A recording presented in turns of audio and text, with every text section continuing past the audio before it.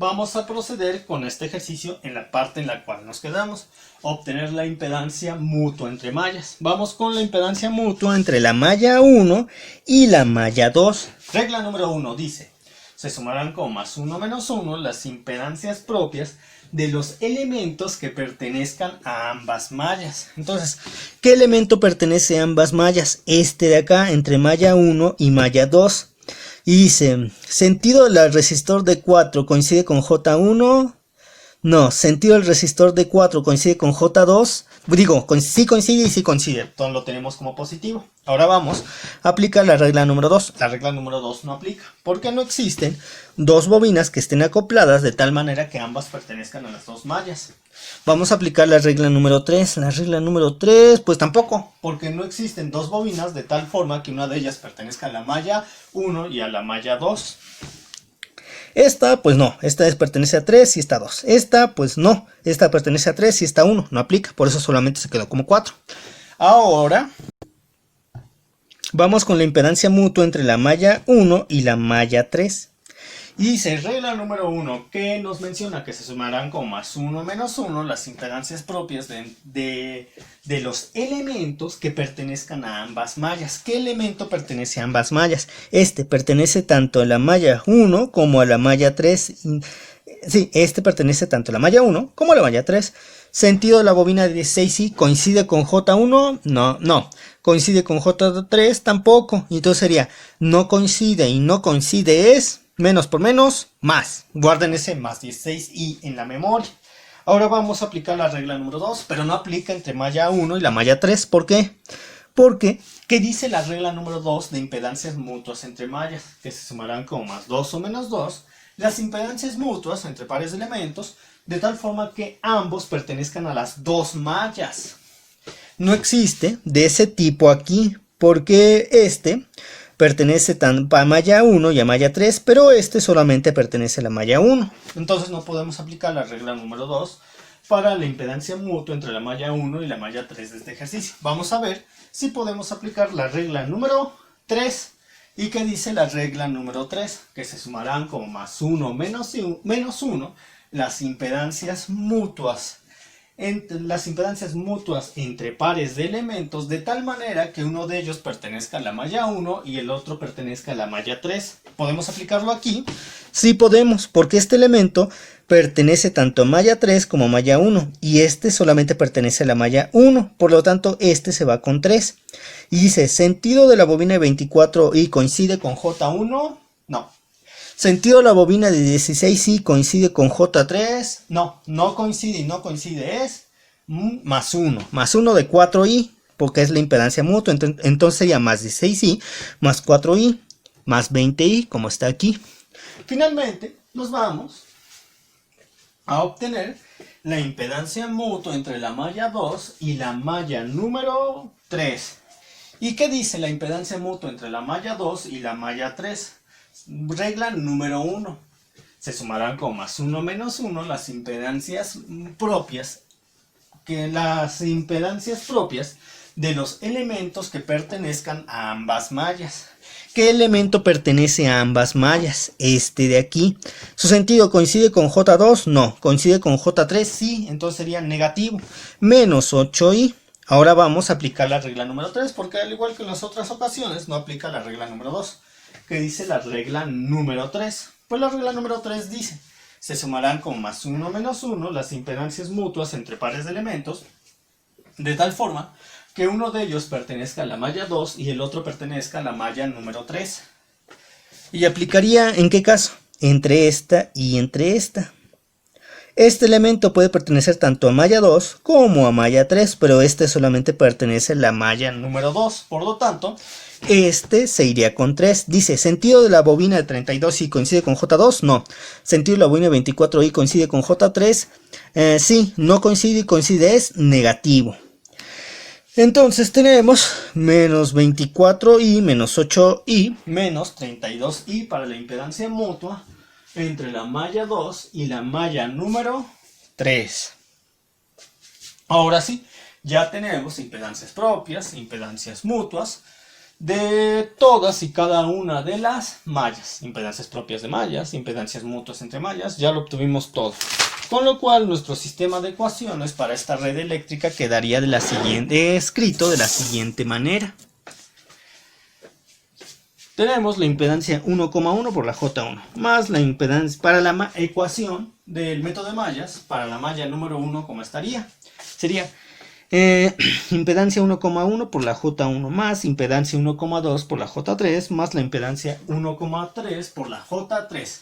Como es la malla 1, esto queda como 1, 1, 1 y los otros irían variando.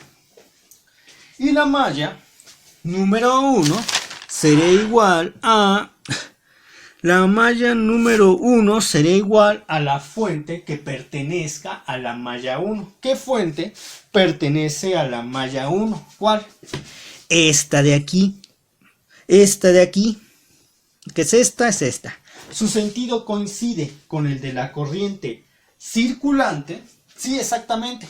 El sentido de la fuente de voltaje coincide con el de la corriente circulante. Con el de la corriente circulante.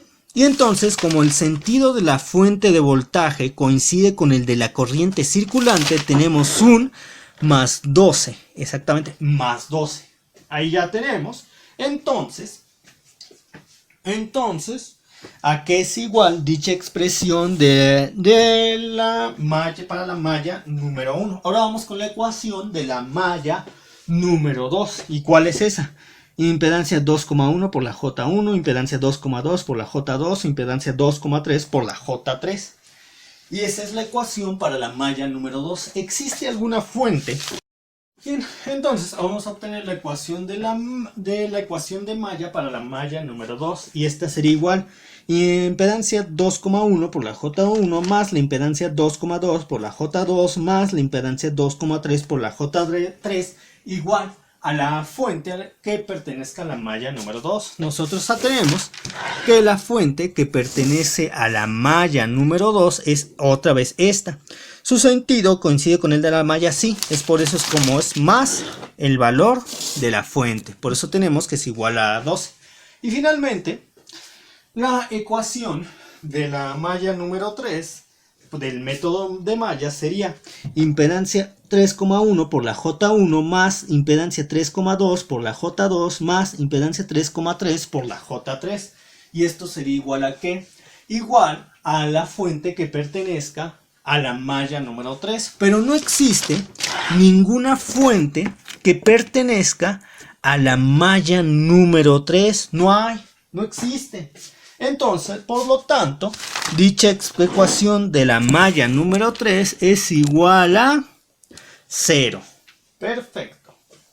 Ya, con esto, finalmente nosotros podemos obtener la corriente circulante J1, la corriente circulante J2, la corriente circulante J3, porque tenemos un sistema de ecuaciones cuadrado donde nosotros conocemos las impedancias propias y mutuas entre mallas y además sabemos a qué son igual a los resultados de este sistema de ecuaciones. Entonces ustedes aplican los métodos algebraicos que ya han visto en sus sesiones de álgebra, de sistemas de ecuaciones, de cálculo, y pueden resolver ese sistema de ecuaciones cuadrado. Por ejemplo, aplicando la regla de Cramer, la J1 sería igual a esto de aquí. Tienen que sacar el determinante del numerador y denominador y luego lo dividen. Para sacar el de J2 siguen la misma lógica que hemos aplicado cuando hemos obtenido cuando hemos utilizado la regla de Cramer para obtener J1 y J2 de los anteriores ejercicios. Nada nuevo. Pero recuerden, cuando tenemos un sistema de 3×3 es igual a lo siguiente. Sería esto por esto, menos esto por esto, menos esto por esto, por esto. Menos esto por esto, menos esto por esto, por esto. Más esto por esto, menos esto por esto, por esto. Estoy seguro que ustedes ya lo vieron en sus anteriores clases, así que solamente es un recordatorio. Una vez que obtengan J1, J2, J3, llevando a cabo el proceso que ya les he mencionado, pueden resolver lo siguiente. Por ejemplo, ¿Qué tal si el profesor que les aplicó este ejercicio les pidiera que obtuvieran la caída de voltaje en el capacitor, que es igual a un 16avo de faradio? ¿Qué tendrían que hacer? Pues multiplicar la impedancia de ese capacitor por la corriente que circula a ese capacitor, es decir, aplicar la ley de Ohm. Y ahora, ¿qué pasaría si dicho profesor les pide obtener la caída de voltaje en la bobina de 4 Henrys, que es la que está aquí? Aquí. Pues miren, van a multiplicar la impedancia en la bobina de 4 Henrys, que para este ejemplo es 16I, por la corriente o las corrientes que circulan a través de la bobina. Nosotros sabemos que esta bobina es atravesada por la corriente J1 y la corriente J2, siendo que el sentido asignado a esta bobina no coincide ni con J1 ni con ni con J1 ni con J3. Es por eso que se pone 16I por menos J1 menos J3, porque no coincide con ninguna de las dos corrientes que la atraviesa. Más 4I, porque tomen en cuenta que esta bobina se encuentra acoplada con la bobina de 16I, la bobina de 16I se encuentra acoplada con esta bobina. Entonces sería, a lo que ya tenemos le agregamos un más 4i, que es la impedancia mutua entre la bobina 16i y la bobina 24i. ¿Por quién? Por la corriente que circula a través de esta bobina, la cual no coincide con el sentido asignado a esta bobina. Entonces sería más 4i por menos ji. Y es así como ustedes obtendrían la caída de voltaje de la bobina de 4 Henrys para este ejercicio. Bueno, por el momento es todo y continuaremos con más ejercicios los próximos videotutoriales aplicando método de mallas y método de nodos.